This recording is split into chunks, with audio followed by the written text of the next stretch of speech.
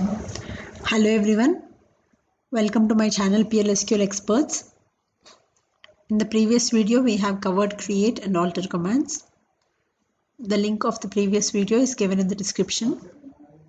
This video will cover other detailed commands like drop, truncate, rename and comment. Before proceeding, I request you to subscribe to my channel and click on the bell button to receive the notifications. This encourages me to upload more videos. So let us start with the drop command. Drop command is used to drop any database objects.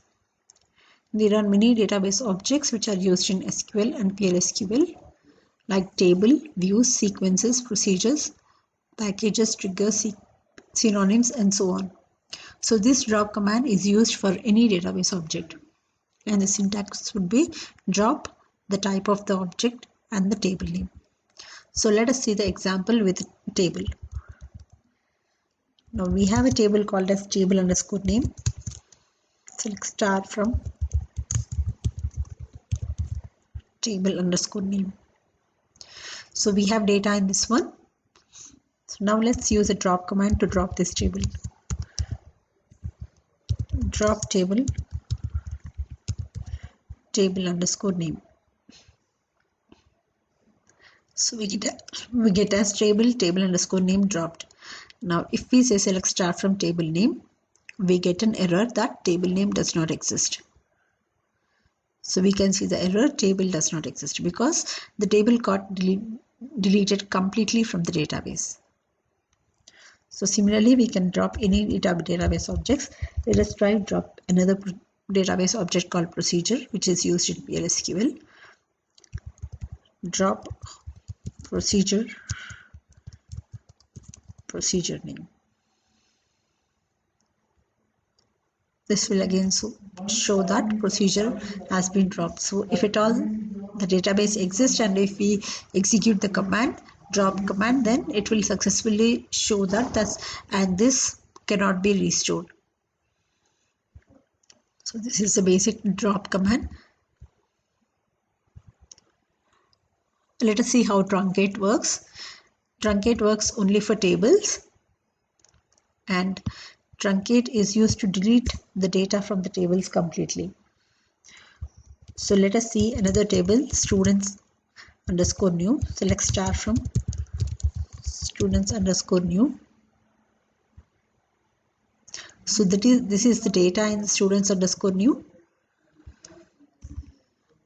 So if I say truncate table students underscore new, this deletes the data from the table. So the table name has been truncated. Now if I give this select statement, it should return no rows. The rows should be deleted but the table should exist. So we should not get any error, but the data should be empty. So the same thing. So we can see the difference between the drop and truncate. Drop is used to drop the table completely. Once the table is dropped, if we want it again, we need to create the table and then insert the rows. But for truncate, only the insertion of the rows would be enough.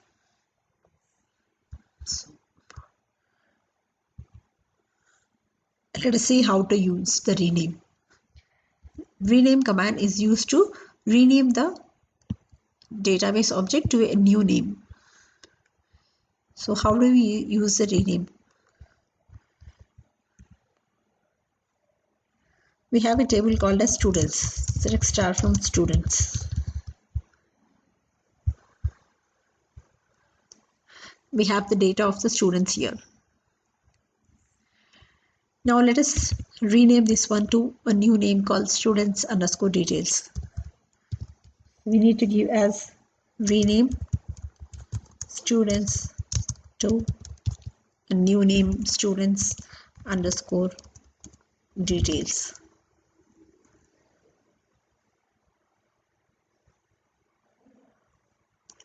We got a message that table renamed. Now if we give it as select star from students, we get an error that this does not exist and it got renamed with students underscore name. the select star from students will give an error. The table does not exist because it has been changed to the name students underscore details. If we give it as select star from students underscore details, we get the same data. The data and all does not differ. So we got the same data, only the table was renamed. So this rename is used for any of the database objects.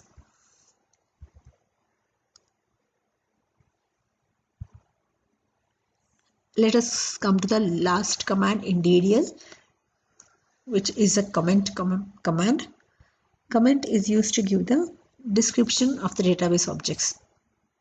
So why the database objects is used? If we want to give any information on that one, we can give it as comment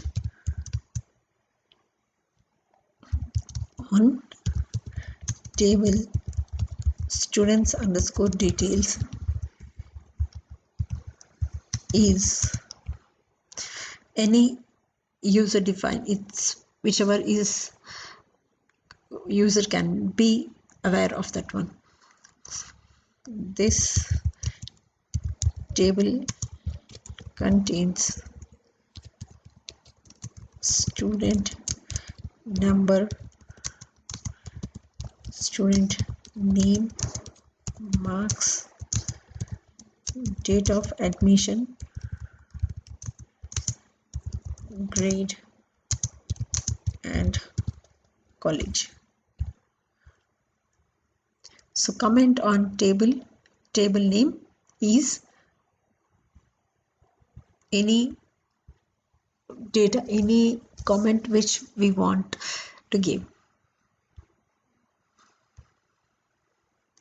So it says comment on table students underscore detail succeeded. So now we can see why the students underscore details has been created and what does it contain. If you find the video to be helpful, please like the video. Next video will introduce the TCL commands and auto commit concept. Please post your suggestions and clarifications in the comment section. And don't forget to subscribe my channel and click on bell icon so that you get notifications. Thanks for watching.